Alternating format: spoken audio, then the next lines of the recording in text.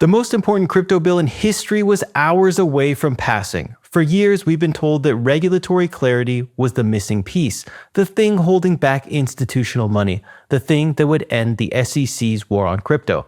Everyone in DC had January 15th circled on their calendars. Then the night before the vote, one tweet killed it. Not the SEC, not Elizabeth Warren and her anti-crypto army. One bald crypto CEO looked at the bill that his industry spent millions lobbying for and said no thanks. So what happened? Did the bank slip something into the fine print? Did politicians try to sabotage crypto at the last minute? And why would the biggest exchange in America kill its own bill? This is the story of how one tweet killed the Clarity Act and why the person who killed it might actually be fighting for survival. First, you need to understand what died. The Clarity Act was supposed to be the holy grail. It would finally end the turf war between the SEC and CFTC. The idea was simple. If a blockchain is decentralized with no single group that controls more than 20% of tokens or voting power, it's a commodity, not a security. CFTC jurisdiction, not SEC. That means no more Wells notices, no more lawsuits. Projects like Solana and Cardano, even meme coins, they'd finally have legal clarity. The Senate Banking Committee was ready to vote. The White House wanted it. The crypto industry wanted it. Done deal. Then came the midnight amendments. 3 days before the vote, Senator Tim Scott's office released a 278-page amendment. It was supposed to be a cleanup, fixing typos, clarifying language. But buried deep inside were two provisions that changed everything. And they both had one thing in common. They helped the banks. First, they wanted to kill stablecoin yield. This is the big one, especially for Coinbase. So right now, if you hold USDC on Coinbase, you earn 3.5% rewards just for holding it. Banks, they're earning $176 billion in interest from the Federal Reserve and paying you 0.5% on your savings account. Credit unions warned Congress that $6.6 trillion in deposits could leave traditional banks if stablecoin yields stay legal. So instead of competing, they lobbied to try to ban it.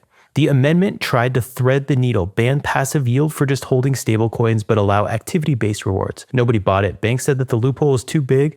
Crypto companies said it still kills their business model. Second, they wanted to surveil DeFi. Galaxy Digital, one of the largest crypto research firms, called this the biggest expansion of government financial surveillance since the Patriot Act. Under this bill, Treasury could freeze your transactions for 30 days and extend that up to 180 days without ever getting a court order. Jupiter, Camino, or any other DeFi front end, they'd have to screen your wallet, track your activity, and report it to the government. Every permissionless protocol suddenly subject to the same surveillance as banks. Two provisions, both benefiting banks, both buried in a cleanup amendment. Now, the night before the vote, Coinbase CEO Brian Armstrong posted on X, "We'd rather have no bill than a bad bill." One tweet, bill dead. The White House called it a rug pull. Kraken CEO Jesse Powell disagreed publicly, said that clarity beats chaos. Ripple's Brad Garlinghouse wanted to push it forward. The industry split. But here's what nobody's saying out loud. Coinbase didn't kill this bill for you. They killed it because they're fighting for survival. Look at the numbers. In 2024, Robinhood did $143 billion in crypto volume, while Coinbase did $221 billion.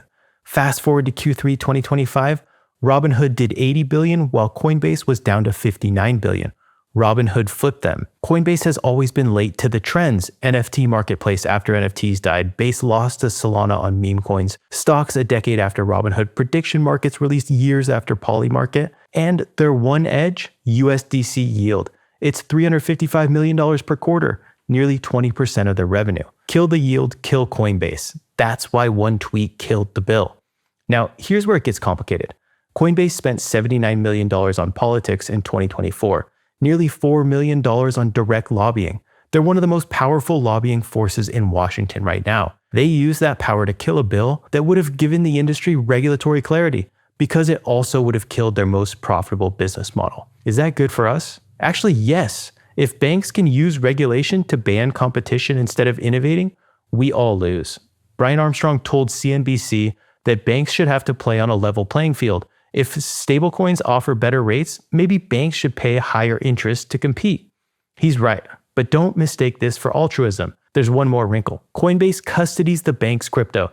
They hold their assets, so while banks lobby against them, they're also dependent on this leverage. Here's the bottom line. One tweet killed the biggest crypto bill in history.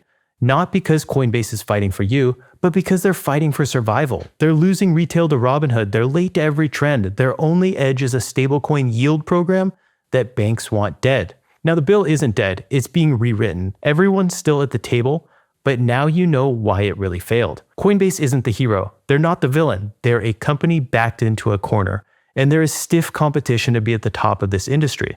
This time, it just happens to benefit us, for now. I, for one, can't wait to see what happens here and to see just how this battle shakes out. I think the Clarity Act will pass either way, and this is a massive catalyst for our industry.